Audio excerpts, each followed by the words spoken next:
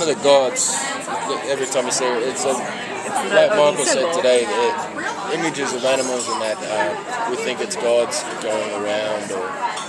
It's mad when you work on the show, the more you look around in just everyday life and you start to see things that happen, and you are sitting on a park bench somewhere and some raven or crow just comes up and you start to see it the way the pagans would have seen it and the Vikings would have seen it, and you're looking at the moon and the way the clouds, you suddenly find yourself losing yourself, and that's something I've found since I've started doing this, when you start to go, I understand how they would have read into different moments. Is it just you looking back at your soul in something's eyes, or do they come at the opportune moment where you're vulnerable and you see it and you move into it? I find it all fascinating right now. Well, in the comic book that they've released, they have a picture of Odin on the front. So are we going to actually see Odin this time? Oh, you actually saw him in episode 1 briefly, yeah. The comic book is a backstory as well, so when you read the comic book, if you're lucky enough to read the comic book, it's a bit more of about the brothers' relationship and Odin. Having the father, Odin take the father, and Ragnar's the one that sees it, but Rollo doesn't, so Rollo's kind of in denial that we're descendants from Odin. So. And is Ragnar going to take that as a sign of kind of his divine right to take charge? Well, he thinks he's a direct descendant from Odin, one of the gods, so that certainly boosts his ego, I guess. It was a curiosity thing too. Odin was so curious. What did he do? He lost an eye. Lost an eye just to learn more, and he actually killed himself to try to see what death felt like. Obviously, the physical part is an attraction for you guys, but is for these roles portraying the spiritual part of the Viking lifestyle and the culture. How much of a challenge is that?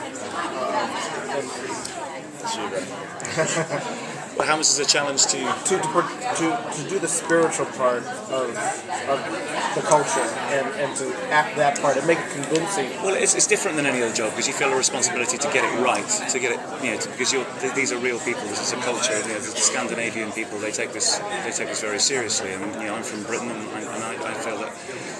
One of our actors, Torbjorn Haar, who's a Norwegian actor, said something really nice to me when he joined the set, and he said that when he takes on a character that's an historical figure, he likes to imagine that if it's a theatre show, they're watching in the auditorium, or they're behind the camera, they're actually there, and you have a responsibility to get them as right as you can, because they're watching you.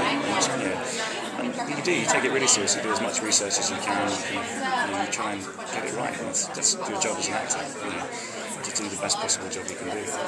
What kind of reactions do you get from people who don't know you're on a Vikings TV show? See you walking around in your Vikings outfit.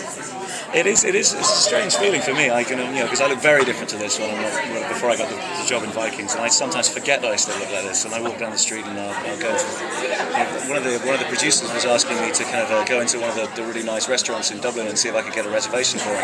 And I walked in and I wondered why the doorman were trying to usher me out, physically pushing me out the door, and I had no idea why. I looked like some Hell's Angel walking into this jacket-only kind of Michelin-style restaurant, so I forget sometimes. So are you shocked by the reaction that you're receiving here, and how's it impacting how you think you're going to approach everything going forward? Because now you know there's such a huge, passionate fan base. It hasn't aired in Ireland, so that's a good thing. Nobody knows about it in Ireland. They will. It's just nice to get a second season, because I've been in shows that haven't been picked up for a second season before, and you know it's all down to the fans. And when they watch and they like it, then you get a second season. So that's why I'm really happy, because I've never had a job which I've enjoyed so much. And it's nice to kind of go on that journey again, and hopefully again, if they don't kill me or if I don't die in this series. Push reconciliation. So I'm just really happy. So that's great that people are watching it and they're liking it, because the work that's gone into it, and the crew in Ireland, it gives them all a job for another year as well. Absolutely. Are you a little overwhelmed by the insanity of Comic-Con? It's pretty entertaining. I'm a bit of a nerd at heart, though. I don't understand why people say I'm a closet geek or I'm a closet nerd. It's like, get out of the closet. It's great. It's a great time to be a nerd. There you go. Yeah, exactly. So then, what are you a nerd about? What's your nerd? Shit, this will take forever. Yeah, it's right. I maybe should have only started. No, I love all this stuff. I love comics and superheroes, and I love history. So all this kind of stuff. I wanted to get and see the Walking Dead panel. I wanted to go and get and see the Game of Thrones panel. I've been working all day, so I missed it all. So You're a star now. You can scroll on everything. yeah, but we've been working. We haven't stopped till late today. We've been doing press junkets and we've been doing our own stuff. So would the dream be a video game? I've been doing a few video games. I love all that stuff. I really do.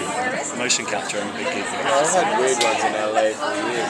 Finding pineapples. I got to play Master Chief quite recently for Halo. That's been one of the coolest things I've ever done. I wouldn't be here if girls were flinging themselves. Thanks, guys. Okay, guys, we're going to be right back. Thank you so much. Thank you.